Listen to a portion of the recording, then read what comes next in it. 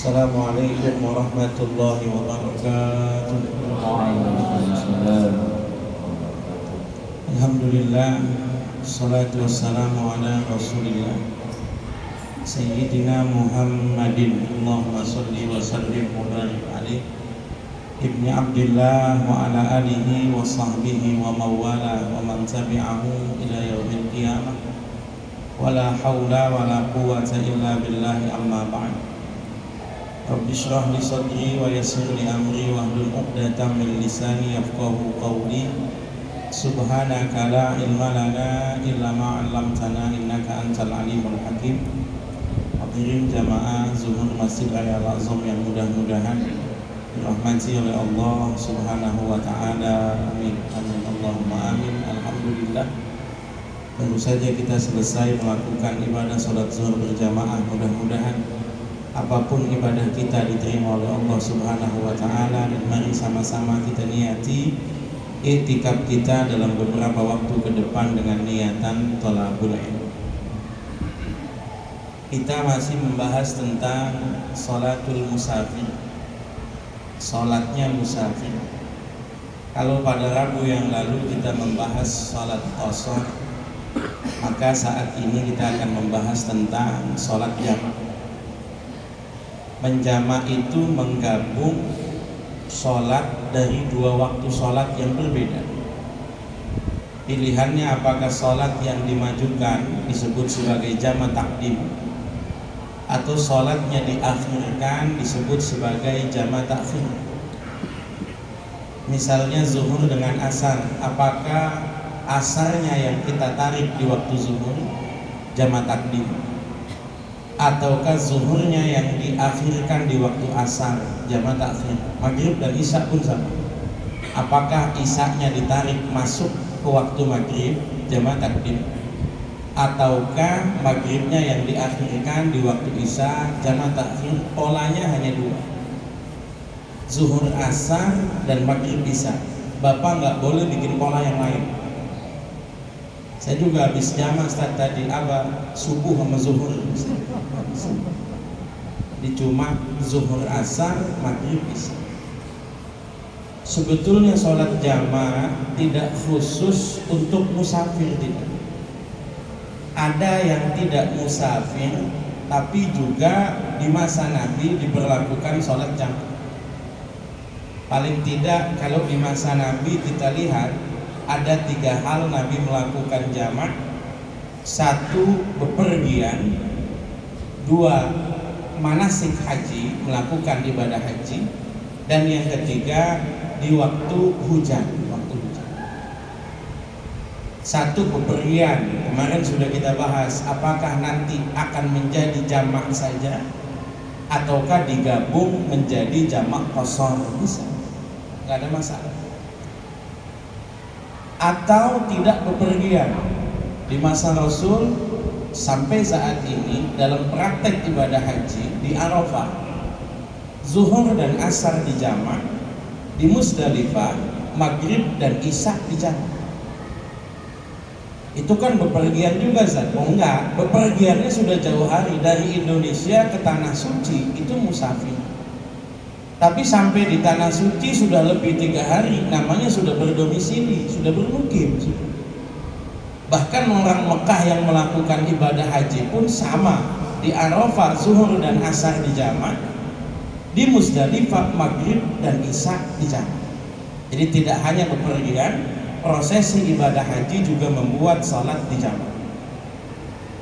Atau yang ada di masa Nabi, hujan. Hujan itu bisa bikin sholat dijamak. Kenapa hujan bisa bikin sholat dijamak? Satu, pahami curah hujan yang ada di Madinah. Ya paling setahun berapa kali lah, setahun berapa.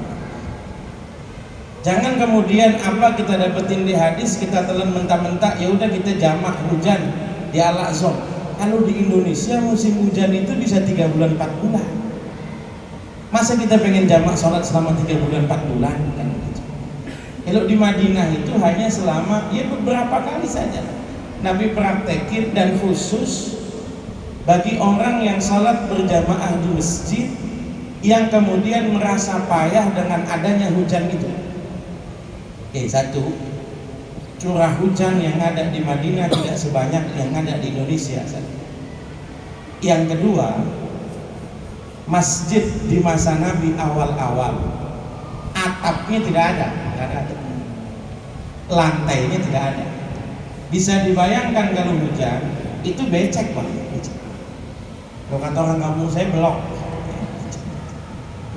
Bapak bayangin becek-becek, Bapak sholat sujud itu muka belepotan sama tanah, muka belepotan.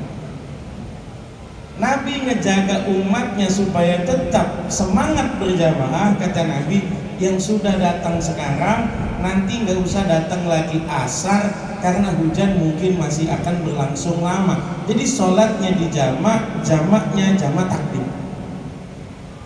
Yang kedua, posisi rumah sahabat itu kadang-kadang jauh dari masjid, tidak ada alat yang kemudian dipakai untuk menahan diri dari hujan. Di Indonesia karena sering hujan, orang rata-rata punya payung. Di motor nyimpen jas hujan atau mantel. Jadi mereka punya cara untuk menahan diri, melindungi badan dari hujan. Sementara di Arab tidak.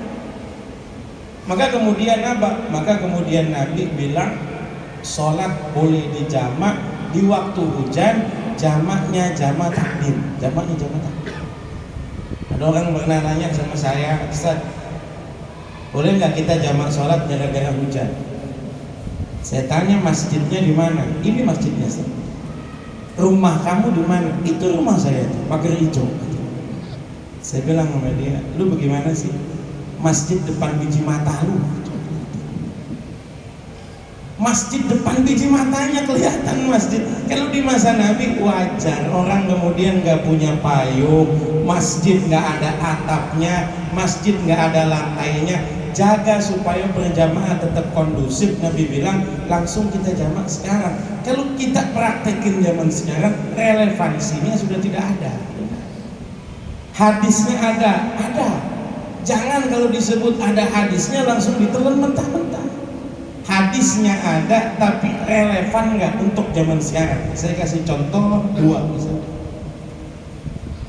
Dulu Nabi ngasih aturan patokan kalau ada orang buang hajat di tempat yang terbuka, kata Nabi, la tastaqbilul qiblah wa la tastadbiruha walakin syarriqu aw gharribu. Nabi bilang kalau kalian buang air, buang hajat di tempat yang terbuka, jangan menghadap kiblat, jangan membelakangi kiblat. Nabi kasih pilihan, hadaplah barat atau timur. Nabi ngomong begitu di Madinah karena Madinah letaknya utara, kalau menghadap kiblat ke selatan. Sementara kita di Indonesia kalau ikut omongan Nabi tadi, hadaplah barat atau timur, otomatis kita bakal ngadap kiblat. Hadisnya ada, tapi aktualisasi hadisnya itu loh, itu yang perlu dibahas. Mirip ada hadis bahwa Nabi sholat pakai sendal. Ada ayat mengatakan hudu zinatakum inda kulli masjid. Berhiaslah setiap kali akan berangkat sholat ke masjid. Bisa kita pahami bahwa Masjid Nabawi lantainya nggak ada, maka kemudian Nabi sholat pakai sendal. Lantainya nggak ada memang kan. Bapak coba-coba berani masuk Al-Aqsa pakai sendal, kalau nggak digambarin sama security. Nggak bisa Bapak ngomong hadisnya ada. Hadisnya memang ada, tapi geografi hadis, sosiologi hadis bahwa di masa Nabi masjid belum ada lantainya, itu yang tidak kita sadari. Kita memahaminya seolah-olah sama kayak zaman sekarang.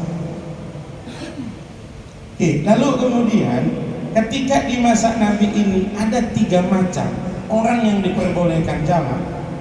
1 bepergian, 2 hujan, 3 prosesi ibadah haji. Adakah uzur-uzur untuk menjamak sholat yang lain? Hadisnya tidak ada, tapi sebagian ulama kemudian istimbat. Istimbat itu ngambil kesimpulan hukum. Kalau orang hujan saja boleh jamak, maka orang kalau sakit boleh menjamak sholat.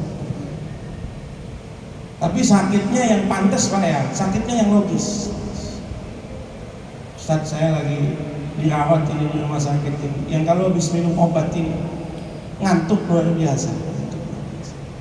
Dan sebagian obat itu ya, misalnya pengaruhnya itu ngantuk.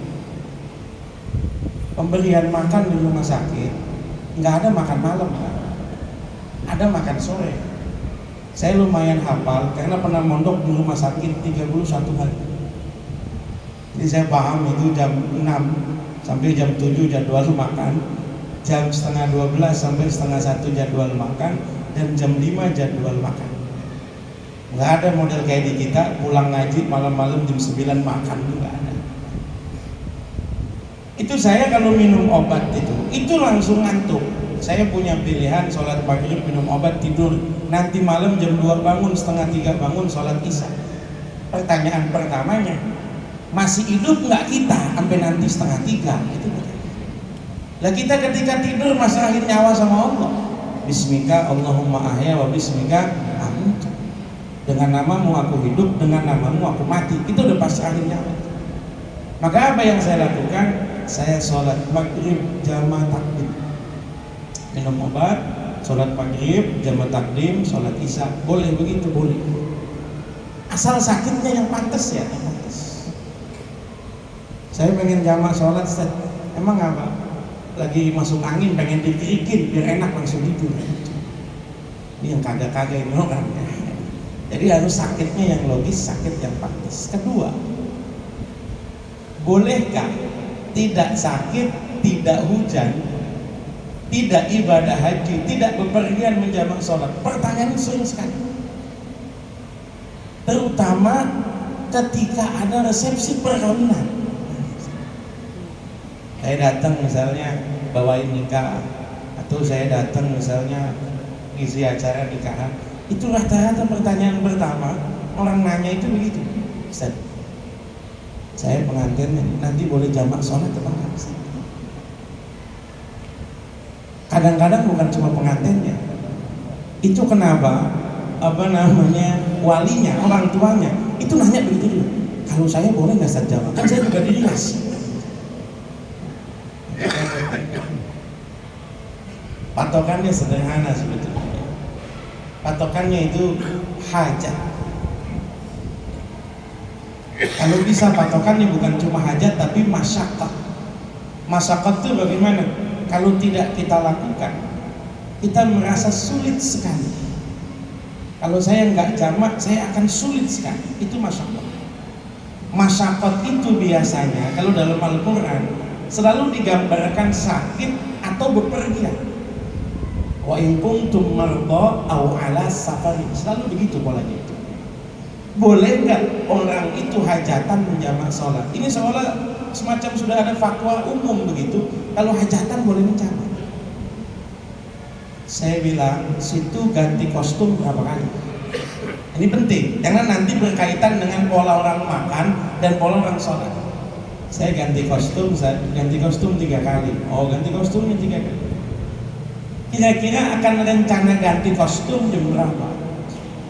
Kenapa Ustaz? Disesuaikan dengan jam sholat saja ganti kostumnya, sesuaikan. Misalnya akad nikah jam 9, jam 10 misalnya. Lalu kemudian ganti pakaian resepsi. Masuk waktu zuhur, biarin dulu deh istirahat makan siang misalnya. Biasanya orang besan tuh habis zuhur jam setengah 2, jam 2, setengah 3. Waktu asar setengah 4 kurang dikit kan. Jam 3 kurang itu kemudian bersihin make up, riasan terutama perempuan ya. Lalu kemudian dia sholat zuhur, jangan dulu pakai make up lagi, tunggu waktu asar baru kemudian sholat. Gak usah nunggu azan selesai, pokoknya masuk waktu bisa sholat, lalu kemudian ganti riasan yang kedua. Begitu sih. Jadi tidak menjamak sholat, tapi sholat pada injury time. Jadi zuhurnya mepet, asarnya juga awal. Nanti maghribnya sama, maghribnya mepet, isanya awal. Itu buat saya yang terbaik. Tapi seandainya nggak bisa, orang kadang-kadang mengandai susah. Seandainya nggak bisa, apakah ada pendapat lain? Ada. Saya pernah tinggal di Yaman Utara, di Son'a itu. Penduduknya rata-rata itu madhabnya Syiah Zaidiyah. Syiah Zaidiyah itu Syiah yang moderat, Syiah yang tidak melaknat sahabat, tidak. Syiah yang mengakui kepemimpinan Abu Bakar, Umar, dan Utsman radhiyallahu anhu. Sekampung Pak, itu semuanya Syiah. Saya doang bertiga satu rumah, itu yang bukan Syiah. Enaknya di Syiah itu, enaknya di Syiah. Sholat itu sehari jamaahnya 3 kali loh. Kalau Ramadan bahkan nggak ada tarawih, nggak ada. Jadi misalnya zuhur, azan zuhur. Itu imam sebelum qomat, sebelum mulai takbir, itu nanya sama jamaah. Ini sholatnya mau dijama apa kagak nih? Jama. Maka menjamak sholat zuhur nggak dikosor ya, tidak. Jamak saja, jamak zuhur dengan asar. Saya tanya itu, habis selesai salam saya tanya, Syekh, kenapa ini? Iya, kita biasanya habis ini makan terus ngegat gitu kan, kayak ngerokok lah kalau di kita. Habis itu kita nyantai-nyantai biar enak gitu, biar nggak repot-repot lagi, biar tenang udah sholat. Jadi asar ada azan, jamaahnya nggak ada, azannya doang yang ada.